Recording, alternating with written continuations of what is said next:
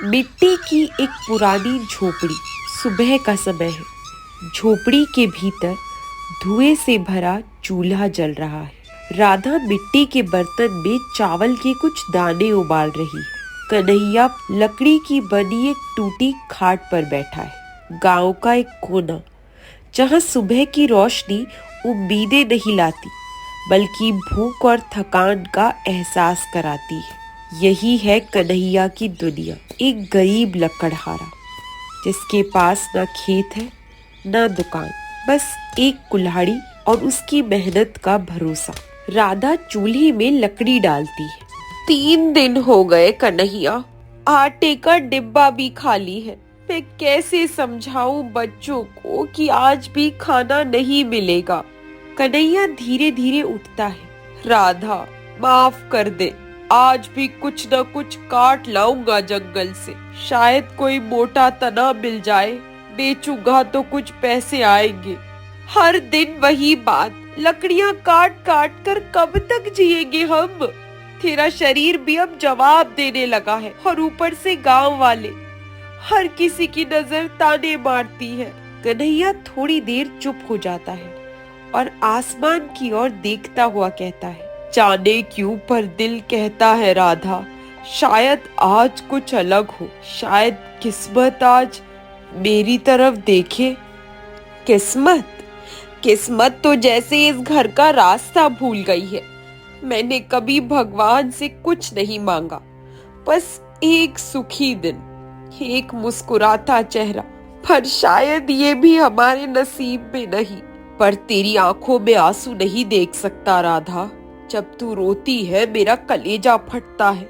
तूने मेरा साथ नहीं छोड़ा, यही मेरी सबसे बड़ी दौलत है। राधा अपने आंसू पोंछते हुए कहती है, साथ इसलिए नहीं छोड़ा क्योंकि तूने कभी उम्मीद नहीं छोड़ी कन्हैया। उस सुबह ना धूप थी ना हवा, सिर्फ एक ठहराव था, एक चुप्पी जो दोनों की सांसों पर बोझ बन गई थी। कन्हैया अपने पुराने थैले में 2 सूखी रोटियां डालता है। राधा चुपचाप दरवाजे की चौखट तक चली आती है। दरवाजे पर खड़ी होकर वो कन्हैया से कहती है, जंगल में ध्यान रखना, आज कुछ अच्छा लेकर लौटना, ताकि मैं बच्चों को कह सकूं कि आज पिता कुछ लाए हैं। कन्हैया अपनी कुल्हाड़ी उठाता है और दृढ़ता से जवाब देता है, आज कुछ जरूर लेकर आऊंगा राधा, चाहे थक जाऊं मगर खाली हाथ नहीं लौटूंगा। कन्हैया चल पड़ा, भूख, थकान और गरीबी को पीछे छोड़कर। उस सुबह उसने नहीं जाना कि आज जंगल उसे एक उपहार देने वाला है, ऐसा उपहार जो उसकी जिंदगी की दिशा ही बदल देगा। गांव के बाहर फैला हुआ एक घना जंगल, सूरज की किरणें मुश्किल से पेड़ों की शाखाओं के बीच से जमीन तक पहुंच पा रही है। हवा में ठंडक है और चारों ओर पक्षियों की हल्की आवाजें गूंज रही है। जंगल जहां हर पेड़ एक कहानी कहता है, जहां हर पत्ता एक रहस्य छुपाए बैठा है, उसी जंगल में आज कन्हैया की किस्मत की एक नई दास्तां लिखी जाने वाली है। कन्हैया धीरे धीरे जंगल की पगडंडी पर आगे बढ़ रहा है। उसका थैला हल्का है और दिल में उम्मीद की हल्की सी लौ। आज लकड़ी अच्छी मिल जाए तो कुछ पैसे आ जाएंगे। राधा के चेहरे पर मुस्कान लौटे, बस इसी की तमन्ना है। वो एक सूखा पेड़ देखता है, कुल्हाड़ी उठाता है और लकड़ी काटने लगता है। कुछ ही देर में मोटे तनों का एक छोटा ढेर लग जाता है। चलो, आधा काम हो गया, थोड़ा और आगे बढ़ता हूँ, शायद कुछ और अच्छा मिल जाए। कन्हैया थोड़ी और गहराई में जाता है। तभी एक अजीब सी आवाज सुनाई देती है, जैसे कोई रो रहा हो या करा रहा हो। जंगल की सामान्य चहचहाहट से ये आवाज बिल्कुल अलग है। वो चौंक कर रुकता है। ये कैसी आवाज थी? कोई जानवर तो नहीं फंस गया कहीं? आवाज अब थोड़ी तेज हो जाती है, जैसे दर्द में कोई जीव छटपटा रहा हो। कन्हैया अपने कदम तेज करता है और झाड़ियों को हटाते हुए आगे बढ़ता है। हर कदम पर उसका दिल जोर से धड़कने लगा। डर भी था और जिज्ञासा भी। और फिर एक विशाल पीपल के नीचे उसने देखा एक सुंदर पर घायल तोता पड़ा हुआ है। उसके हरे पंखों पर खून लगा है और उसकी आंखों में डर और दर्द दोनों है। कन्हैया चौंक जाता है। हे राम, ये तोता, इसके पंख से खून बह रहा है। किसने किया ये सब? कन्हैया जल्दी से जमीन पर बैठता है। अपने थैले से कपड़ा निकालकर खून पोंछने लगता है। फिर वो आसपास नजर घुमाता है और कुछ जड़ी बूटियां पहचानता है। शायद ये बूटी मदद कर सके। बाबा ने बताया था कि ये सूजन कम करती है। वो बूटी को अपने हाथों से मसल कर तोते के पंखों पर धीरे धीरे लगाता है। तोता हल्की सी आवाज में चहकता है और थोड़ी राहत महसूस करता है। डर मत, अब मैं हूँ, तू ठीक हो जाएगा। पर तोते की हालत अभी भी नाजुक है। उसकी आंखें धीरे धीरे बंद हो रही है। कन्हैया के चेहरे पर चिंता की लकीरें गहरी हो जाती है। वो उसे गोद में उठाकर सहलाने लगता है। हे भगवान, अगर ये छोटा सा जीव मर गया तो मैं खुद को कभी माफ नहीं कर पाऊंगा। वो जोर से आसमान की ओर देखता है, जैसे किसी अलौकिक मदद की पुकार कर रहा हो। और उसी क्षण एक रहस्यमयी हवा चलती है और फिर जंगल में एक अनजानी गूंज सुनाई देती है। झाड़ियों के बीच से धुएं का गुबार उठता है और वहीं से प्रकट होता है एक साधु, एक ऐसा योगी जिसे इस जंगल ने बरसों से नहीं देखा था। ये कौन है? साधु बाबा सफेद दाढ़ी वाले, तेजस्वी आंखों वाले, चमकते कपड़ों में खड़े हैं। उनके हाथ में रुद्राक्ष की माला और चेहरे पर अद्भुत शांति है। डरो मत कन्हैया, तूने इस पक्षी को बचाया है। अब उसकी नियति बदलने वाली है। जंगल का वही कोना, पीपल का विशाल वृक्ष जिसके नीचे घायल तोता पड़ा था। कन्हैया अब भी तोते को गोद में लिए बैठा है और सामने प्रकट हुए हैं एक रहस्यमयी साधु बाबा। कभी कभी जीवन की सबसे बड़ी परीक्षा वहीं से शुरू होती है जहां से हमें लगने लगता है कि अब कोई रास्ता नहीं बचा। आज कन्हैया की दया, उसके कर्म और उसकी मानवता ने एक अलौकिक चक्र को सक्रिय कर दिया है। बाबा, आप कौन हैं और आप मेरा नाम कैसे जानते हैं? मैं वही हूँ जहाँ करुणा है, जहाँ सेवा है। तूने जिस भावना से इस तोते को बचाया है वही मुझे यहाँ खींच लाई। पर बाबा, ये तोता बहुत तकलीफ में है। मैं जितना कर सकता था कर चुका हूँ। इसका दर्द मुझसे देखा नहीं जा रहा। साधु बाबा अपनी आंखें बंद करते हैं। ये कोई साधारण तोता नहीं है कन्हैया, ये एक श्रापित आत्मा है जिसे वर्षों पहले किसी पाप का दंड मिला था। इसकी मुक्ति तुझसे ही जुड़ी थी। कन्हैया आश्चर्यचकित हो जाता है। श्रापित?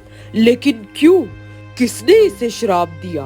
हर बात समय पर उजागर होगी, पर अभी इसे मुक्ति चाहिए। और अब जब तू इसकी रक्षा के लिए आगे आया है तो मैं इसे इसका रूप लौटाने आया हूँ। साधु बाबा अब एक पवित्र मुद्रा में बैठते हैं, आंखें बंद करते हैं और मंत्रों का जाप शुरू करते हैं। उनके हाथों से एक रहस्यमयी रोशनी निकलती है जो तोते के चारों ओर फैलने लगती है। ओम नमो वाक् प्रदाय शक्तये सर्व दुखे विनाशिन्ये स्वाहा। जैसे जैसे मंत्र गूंजते हैं, पेड़ के पत्ते कांपने लगते हैं, हवा तेज हो जाती है, तोते के पंखों से खून का रंग गायब हो जाता है, घाव भरने लगते हैं और फिर एक चमक और एक आवाज। तोता मानव स्वर में धीरे धीरे बोलता है, कन्हैया, धन्यवाद, तूने मुझे जीवन दिया, तूने मुझे बचा लिया। कन्हैया हक्का बक्का हो जाता है। ये तोता बोल रहा है इंसानों की तरह। हाँ कन्हैया, ये अब सामान्य पक्षी नहीं रहा, तूने इसे बचाया, इसने तुझ में ईश्वर देखा, अब ये तेरा साथ कभी नहीं छोड़ेगा। पर बाबा अब ये ठीक हो गया है, उड़ सकता है, आजाद है, जंगल इसका घर है। तोता विनम्र भाव में जवाब देता है, नहीं कन्हैया, अब मेरा घर वही है जहाँ तू है, मैं अब तेरा हूँ। कन्हैया भावुक हो जाता है। साधु बाबा उठते हैं, उनकी आंखों में संतोष है। एक आखिरी मुस्कान के साथ वो बोलते हैं, तेरे जीवन की धारा अब बदलने वाली है कन्हैया, ये तोता तेरी किस्मत का वाहक बनेगा। और फिर एक तेज प्रकाश की लहर और साधु बाबा अदृश्य हो जाते हैं, जैसे वे कभी थे ही नहीं। रह जाता है सिर्फ कन्हैया और वो चमत्कारी तोता। चल चले, अब राधा से भी मिलवाना है तुझे। गांव का मुख्य चौक, जहाँ सुबह के समय लोग अपने अपने काम में लगे हैं।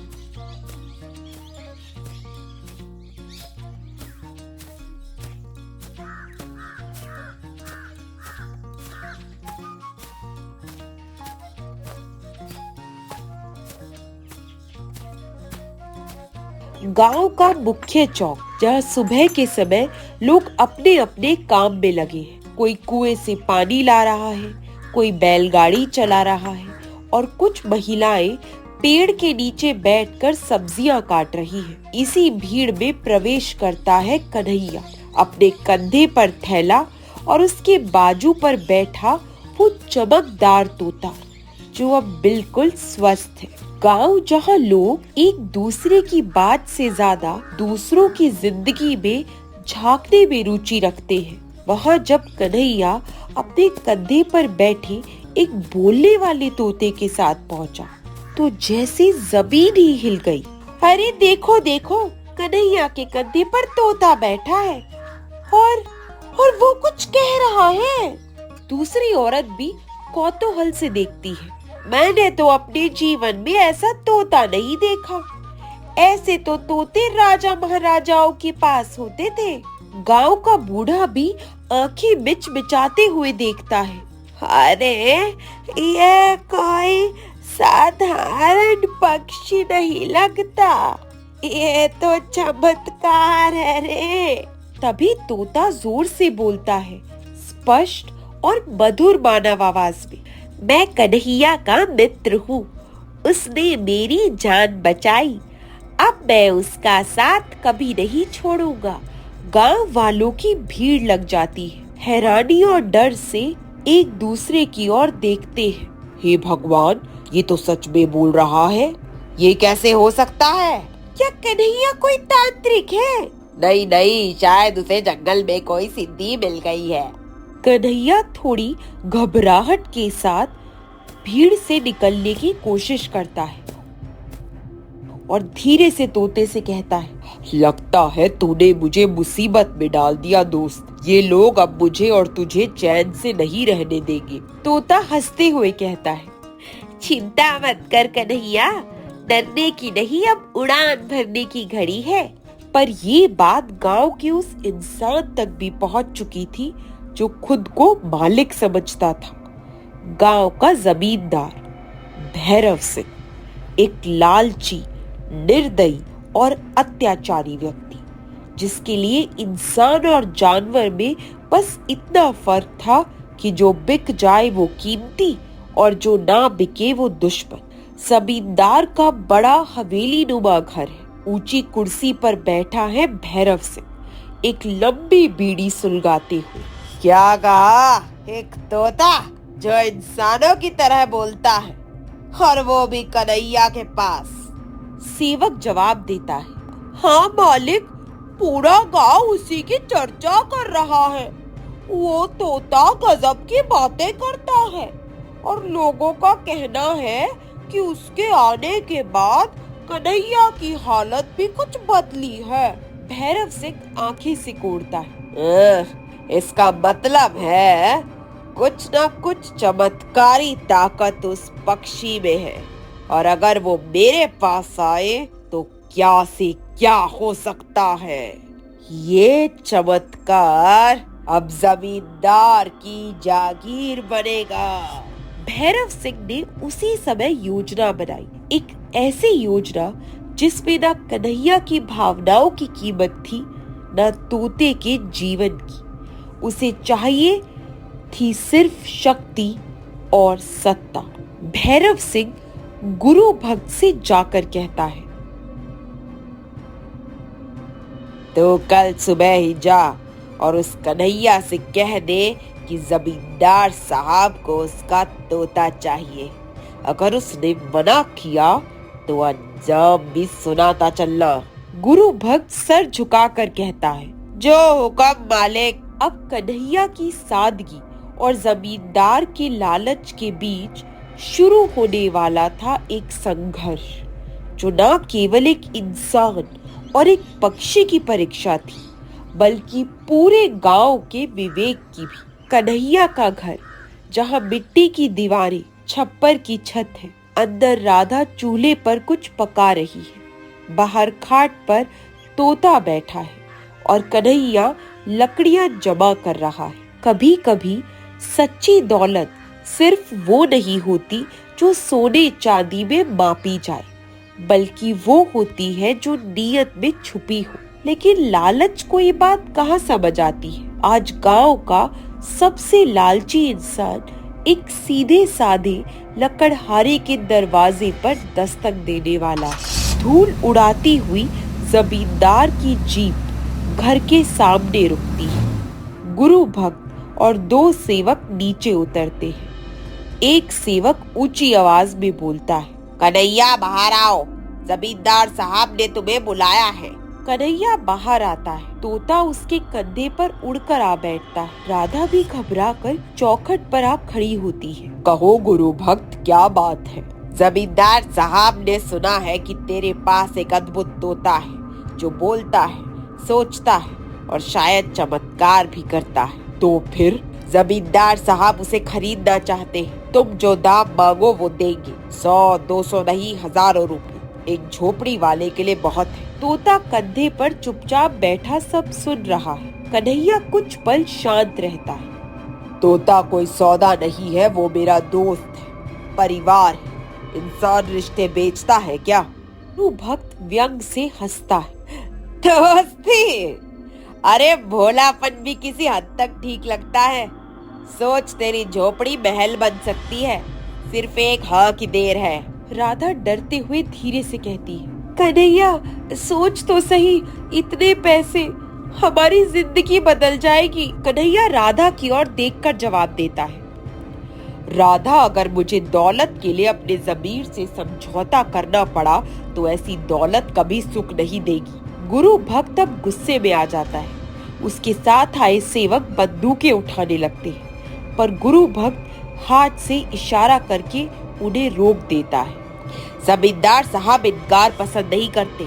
आखिरी बार कह रहा हूँ, कल तक तोता हवेली में पहुँचना चाहिए, वरना अंजाम की जिम्मेदारी तेरी होगी। कन्हैया सीधे उसकी आंखों में देखते हुए जवाब देता है, मेरी जान ले लेना पर मेरा साथी नहीं। ये तोता अब मेरी आत्मा का हिस्सा है। तोता फड़फड़ाता है और जोर से बोलता है, मैं कन्हैया का हूँ और किसी का नहीं। जिस दिन जुल्म बढ़ेगा उस दिन विधि भी न्याय करेगी। धक्के देकर गाड़ी लौट गई, पर पीछे छोड़ गई एक डर की छाया। कन्हैया जानता था तूफान बस शुरू हुआ है। अब क्या होगा कन्हैया?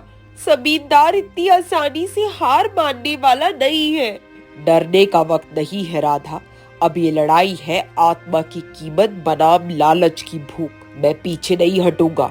अब कहानी मोड़ लेने वाली थी, जहां सच्चाई और लालच के बीच एक निर्णायक युद्ध शुरू होने वाला था, और जिसकी शुरुआत होगी एक रहस्यमयी रात से।